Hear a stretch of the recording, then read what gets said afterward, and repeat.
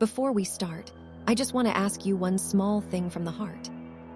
If you enjoy videos where we break down celebrity drama, business scandals, and the truth behind the shiny social media world, please support this channel by liking the video, subscribing, and watching till the end. Your support really helps more than you know. Now let's talk about a story that is not just about fame, podcasts, money, or influencers. This is about what can happen when a brand looks perfect from the outside, but people behind the scenes start saying something very different. Because today, we are talking about Alex Cooper, her husband Matt Kaplan, and the storm surrounding the Unwell network. And trust me, this story has everything. A powerful media empire, a famous podcast queen, a husband allegedly running things behind the curtain, young employees speaking out, a creator feud that still has unanswered questions, and one big question hanging over everything. Was Unwell really the dream company it was sold to be? Or was there trouble hiding behind the brand? Let's get into it. For years, Alex Cooper has been seen as one of the biggest names in podcasting. She built Call Her Daddy into a massive brand. She became the face of confidence, success, and modern internet fame. To millions of fans, she looked like someone who had cracked the code. She was not just talking into a microphone anymore. She was building an empire. Then came Unwell. The name itself sounded cool, young, rebellious, and different. It felt like a place where Gen Z creators could come together, make content, grow their platforms, and become even bigger stars. On the surface, it looked like the next big media machine. But lately, that shiny image has started to crack. And when a big brand cracks, people start looking through the broken pieces. That is exactly what happened when reports began coming out about Unwell's workplace environment, leadership, and the role Alex's husband, Matt Kaplan, allegedly played behind the scenes. Now, here is where the story becomes even more interesting. A lot of casual fans know Alex Cooper. They know Call Her Daddy. They know her interviews, her brand, her podcast, her celebrity connections. But not everyone knows how deeply Matt Kaplan is connected to this business. This is not just Alex's husband supporting from the side. According to the transcript, Matt is described as a major force inside the company. He is not just standing in the background smiling for pictures. He is allegedly heavily involved in decisions, strategy, and leadership. And that matters because when complaints come out about the company, they do not just affect Alex. They affect both of them. The first big wave of concern came when people started talking about employee turnover. Former workers and insiders allegedly claimed that several people had left the company and that the workplace was stressful. But the story did not stop there. Then came deeper claims about Matt's management style. Former employees allegedly described him as intense, harsh, and sometimes frightening to work with. Some claimed he yelled at people. Others said the environment felt uncomfortable. And when young employees are working in a glamorous media company, many may not know what is normal and what is not. That is one of the saddest parts of this whole story.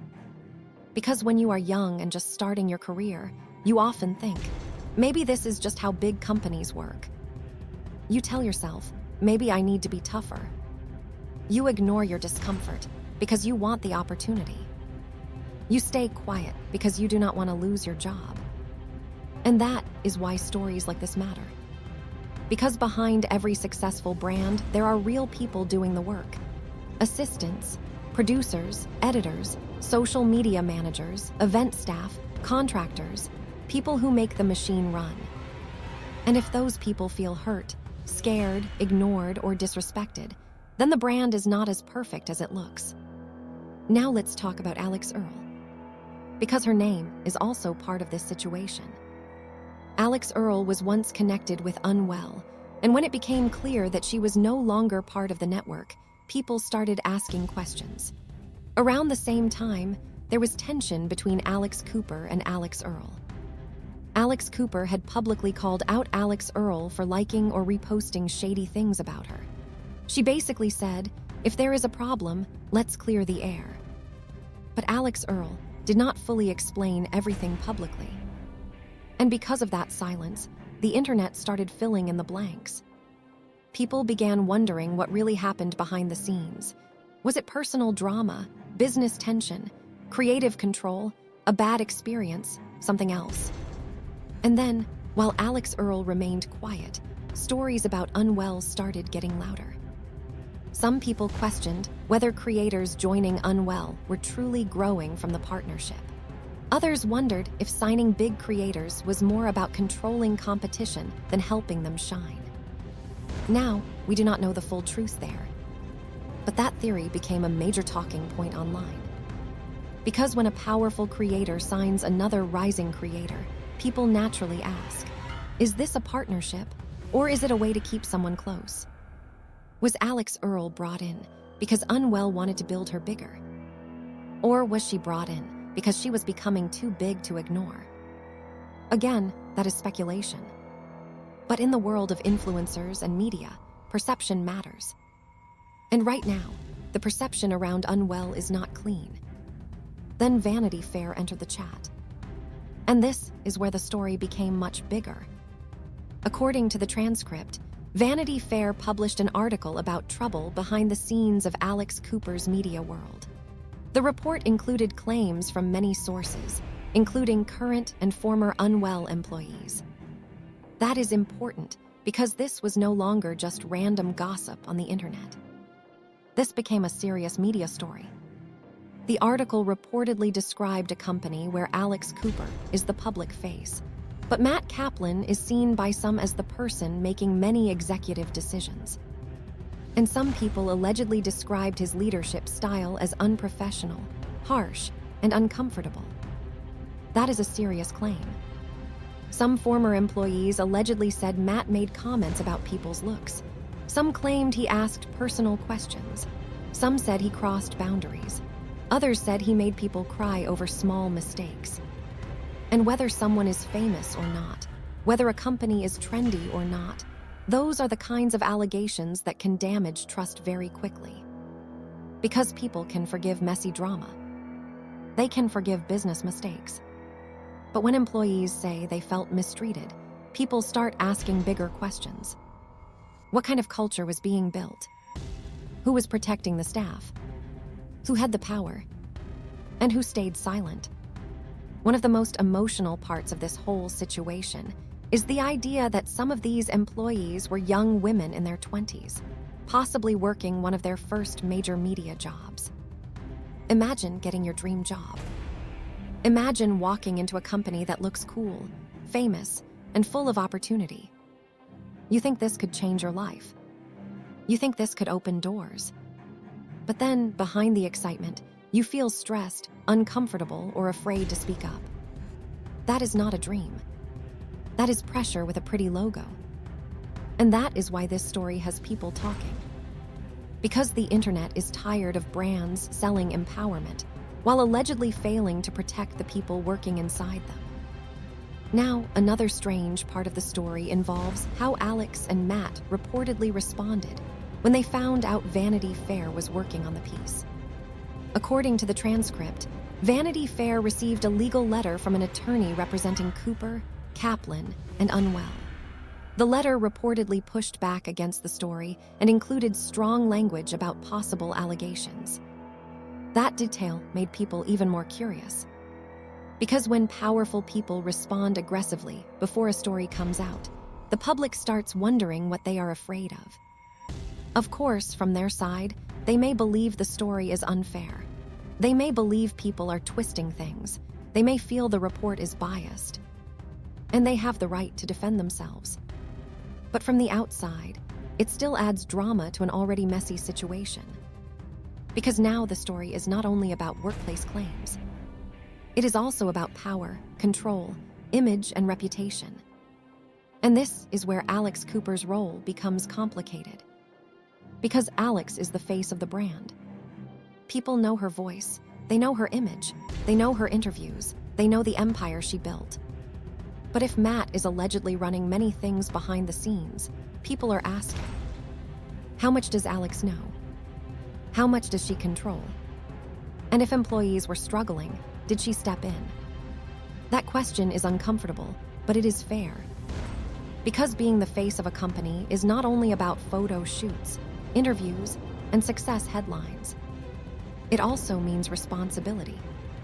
If your name is on the brand, people expect you to care about what happens inside the brand. And this is where many fans feel disappointed. Because Alex Cooper has built so much of her image around confidence, honesty, female empowerment, and speaking your truth. So if women who worked for her company are now saying they felt uncomfortable or mistreated, that creates a painful contradiction. It makes people ask, was the empowerment real? Or was it only part of the marketing? Now, to be clear, allegations are not the same as proven facts. We should not pretend we personally know everything that happened inside those offices, meetings, or events. But when many people describe similar concerns, it becomes hard for the public to ignore. And that is exactly why this story is not going away quickly. There is also another layer here: Matt Kaplan's own entertainment background. Matt is not new to Hollywood. He has worked in film and television. He has connections. He has experience. He knows how the industry works. So when Alex Cooper's name appears on big projects, some people wonder how much of that is Alex's brand power and how much is Matt's Hollywood machine helping open doors. Now, there is nothing wrong with a husband helping his wife succeed.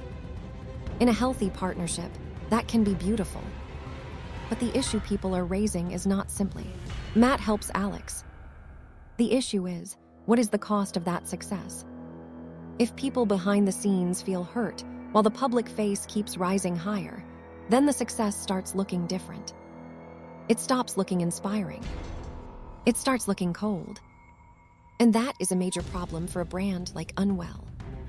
Because Unwell sells relatability. It sells personality.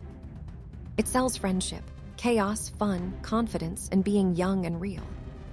But if the workplace behind it allegedly feels toxic, then the brand image begins to feel fake. That is the danger of internet fame. Your audience does not only care about the final product anymore. They care about how it was made. They care about who was hurt along the way. They care about whether the person they support is actually living the values they promote. And once trust breaks, it is very hard to rebuild. Now let's talk about the mean girl part of this story. According to the transcript, when Alex Earle's exit from Unwell was being discussed, employees allegedly heard language about not supporting mean girls.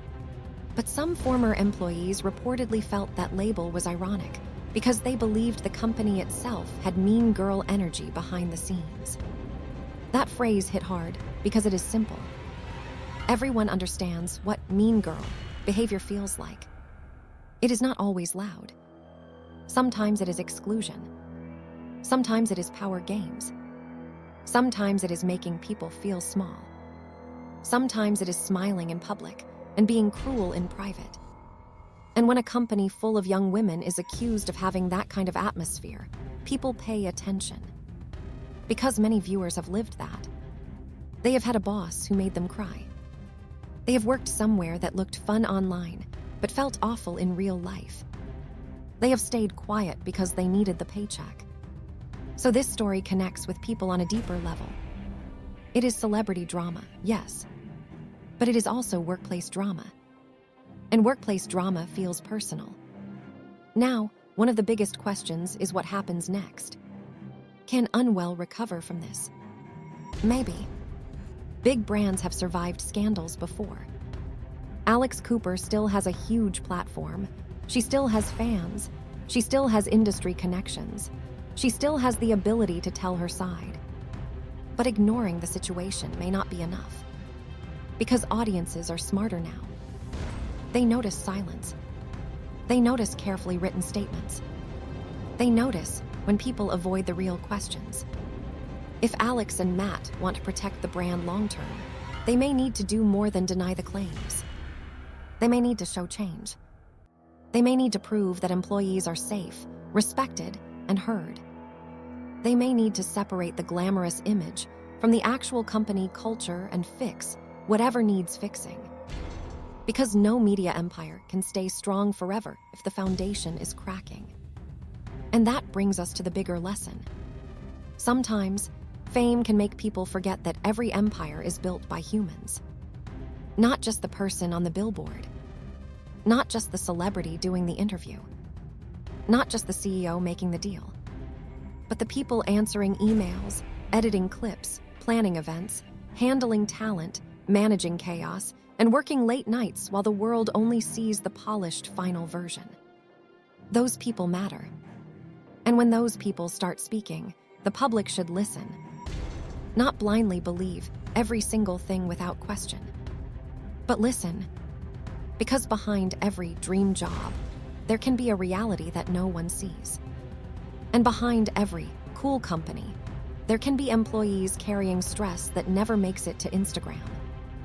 That is why this unwell story has become so powerful. It is not only about Alex Cooper. It is not only about Matt Kaplan. It is not only about Alex Earl. It is about the gap between image and reality. The brand says one thing. The people behind the scenes may be saying another. And now, the audience is left trying to figure out what is true. At the end of the day, Alex Cooper built something huge. No one can take that away from her. Her rise in podcasting changed the media world. She became a blueprint for creators who want to turn personality into power. But power comes with responsibility. And when your name becomes a company, your choices affect more than just you. They affect employees. They affect creators. They affect fans. They affect the culture you claim to represent. So now, the question is not just whether Unwell can keep getting big deals. The question is whether people will still believe in the brand. Because in today's world, success is not only about how high you climb. It is also about how you treat people while you are climbing. And if the allegations around Unwell continue to grow, Alex and Matt may have to face a truth that many powerful people eventually learn. You can control the brand. You can control the image. You can control the interviews. But you cannot always control what people say when they finally feel brave enough to speak. So what do you think? Do you believe Unwell is being unfairly targeted? Do you think former employees are exposing something important? And what do you think really happened between Alex Cooper and Alex Earl? Let me know your thoughts in the comments, because this story has a lot of layers, and I want to hear what you think. If you enjoyed this breakdown, please like the video, subscribe to the channel, and turn on notifications so you do not miss the next update. Thank you so much for watching till the end. Take care of yourself, protect your peace, and remember, not everything that looks perfect online is perfect behind the scenes. I'll see you in the next video.